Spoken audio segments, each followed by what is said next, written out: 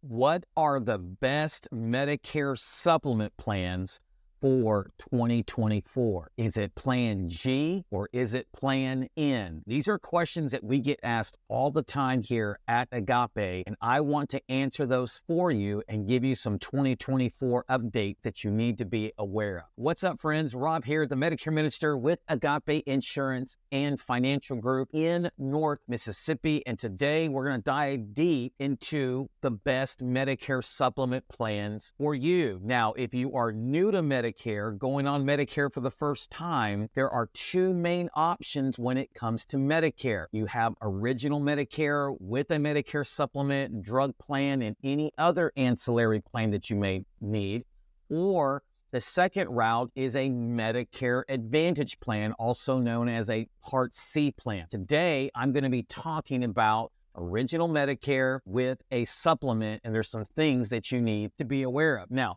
let me address this right out of the gate here real quickly, because we get asked this, or we get told this all the time. Hey, a friend of mine at church, or one of my good friends at a whatever in my circle told me I should go with an Aetna plan or a Mutual of Omaha plan or a United Healthcare plan or whatever plan. And the thing I need you to be aware of is that Medicare supplement plans are standardized, which means the benefits remain the same across the carrier. So no matter which insurance company I get my Medigap or Medicare supplement plan from, they all do the exact same thing. So whenever I get asked by somebody, well, what is the best plan for me? Well, it's not so much to do with the company as it is the plan letter. And so let me just put it real simply. No matter which company you decide to go with, a plan N or a plan whatever is the exact same. Now, the thing you need to be aware of is that I may, with company A, pay $20, $30, $40 or more per month that I can get the exact same thing for with company B. So this is why you want to deal with a broker/advisor and not a captive agent. Not because captive agents are bad, but they're only going to work with one company, which could ultimately cost you a lot of money in the long term. Now, the second thing I'll bring up real quickly is the two most popular plans across the country are the Plan G and the Plan N.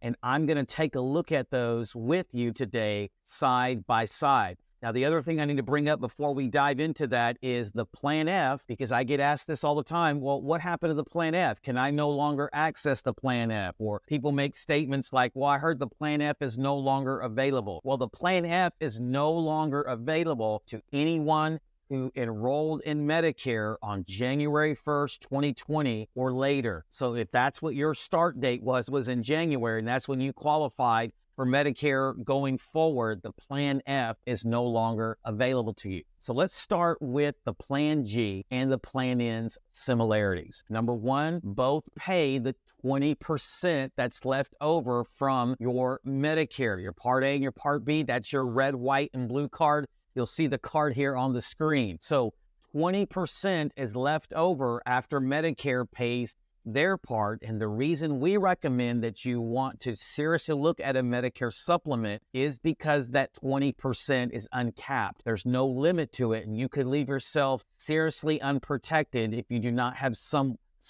or a Medicare supplement plan, or also known as a Medigap plan, to fill in that gap. Both pay the Part A deductible per benefit period, which this year is $1,632. Both don't cover the Medicare Part B deductible, and that's an annual deductible. For 2024, that's $240. So the Plan F, the plan that I told you, is no longer available for those that qualified for Medicare January 1st, 2020 going forward. The Plan F used to pay the deductible, where the Plan G and the Plan N do not pay the deductible. And once again, that is an annual deductible. Both don't worry about doctor networks. In other words, pretty much everyone takes Medicare, so you don't have to worry about going in or out of the network, because they both work with pretty much every, provider hospital across the country. Both don't require prior authorizations like a Medicare Advantage plan. And even though there's some legislation in place to lower those authorizations on Medicare Advantage plans, they don't have it like you will have it with the Medicare Supplement Plan. Both don't cover or come with any extra benefits like prescription drug coverage. That's a plan that we have to get separately. For dental, vision, or hearing, those are plans that we have to get separately as well. Now, before we talk about the differences, would you take a moment to please hit the like button below, take a moment to comment, and also subscribe. This just helps us help more Medicare beneficiaries like yourself. All right, back to the regular scheduled programming here. Now that we've talked about their similarities, let's talk about the differences. Plan G doesn't have any copays, where Plan N has a $20 provider copay, and that's for a specialist, nurse practitioner, or doctor, and a $50 ER copay if you are not admitted to the hospital. So once again, both don't cover that Part B deductible, which is $240 per year, but the Plan N adds a $20 copay for just regular doctor, nurse practitioner, or specialist visits. And then they add a $50 copay if you go to the ER and you're not admitted. Plan G covers what's known as excess charges, where Plan N doesn't. So what are excess charges? It's where the doctor doesn't accept the amount Medicare agrees to pay for a particular service. They are allowed to charge up to an additional 15% of that bill. This fee, once again, is known as an excess charge.